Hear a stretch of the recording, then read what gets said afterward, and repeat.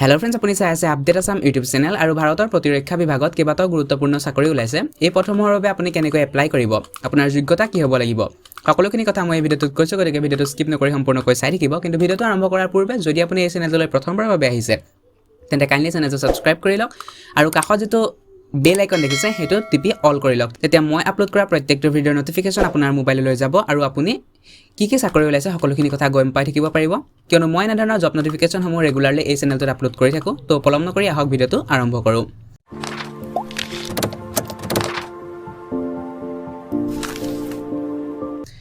প্ৰথম আমি চাওঁ ইণ্ডিয়ান কোষ্ট গাৰ্ডৰ ৰিক্ৰুটমেণ্ট ওলাইছে 350টা নাবিক আৰু য়ান্ত্ৰিক ভেকেঞ্চি ওলাইছে।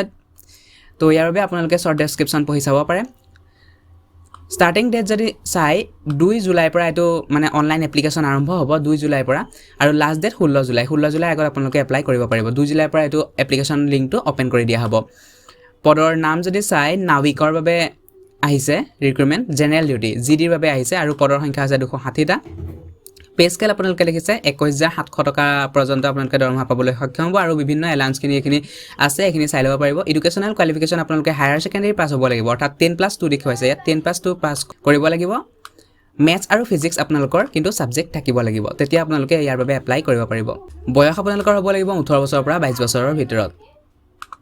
চিটিজেনশ্বিপ আপোনালোকৰ ইণ্ডিয়ান হ'ব লাগিব। এপ্লিকেশ্যন প্ৰচেছ অনলাইন আৰু এপ্লিকেশ্যন ফিজ এটা দিব লাগিব 250 টকা। SC STৰ বাবে কিন্তু নীল, ইয়াত কোনো ধৰণৰ ফিজ নাই SC ST কেণ্ডিডেটসকলৰ বাবে। 2 নম্বৰ পদটো যদি চাই নাবিক ডমেষ্টিক ব্ৰাঞ্চত আছে 50টা পদ ওলাইছে ইয়াৰ বাবে।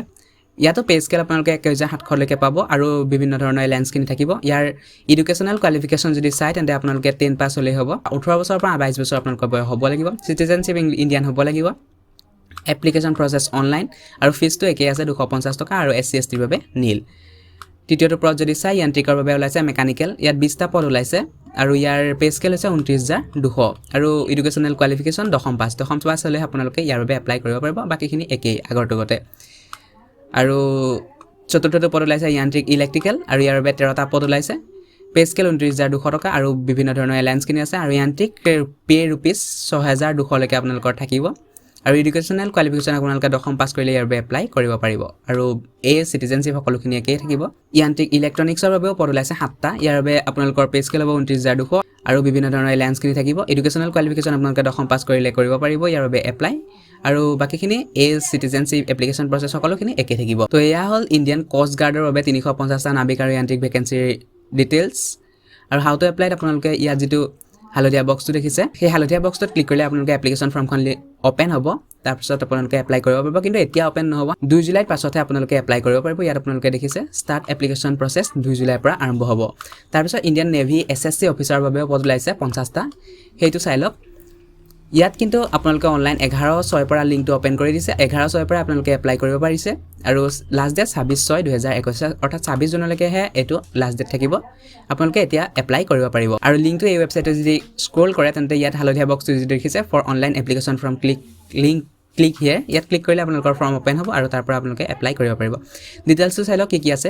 শ্বৰ্ট ছাৰ্ভিচ কমিশ্যন অৰ্থাৎ SSC অফিচাৰৰ বাবে পদ ওলাইছে 50টা পদ, কিন্তু ইয়াত অকল পুৰুষৰ বাবেহে আহিছে পদ।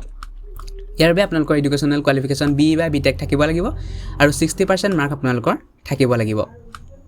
আদাৰ কোৱালিফিকেশ্যন যদি চাই আপোনালোকৰ বয়সটো আপোনালোকৰ জন্ম হ'ব লাগিব 2 জানুৱাৰী 1997 আৰু 1 জুলাই 2002 যদি ভিতৰত আপোনালোকে জন্ম হৈছে তেন্তে আপোনালোকে এই পদটোৰ বাবে এপ্লাই কৰিব পাৰিব। চিটিজেনশ্বিপ ইণ্ডিয়ান হ'ব লাগিব আৰু এপ্লিকেশ্যন প্ৰচেছ অনলাইন। তো এয়া আছিল আজিৰ জব নিউজকেইটা প্ৰতিৰক্ষা বিভাগৰ পৰা যিকেইটা পদ ওলাইছে। তো যদি ভিডিঅ'টো ভাল পালে তেন্তে লাইক কৰিব, কমেণ্ট কৰিব, লগতে চেনেলটো ছাবস্ক্ৰাইব কৰিব আৰু কাষতে থকা বেল আইকনটো অল কৰি ল'ব। ভিডিঅ'টো বন্ধুৰ লগত শ্বেয়াৰ কৰি দিব। ভিডিঅ'টো সম্পূৰ্ণকৈ চাই থকাৰ বাবে ধন্যবাদ।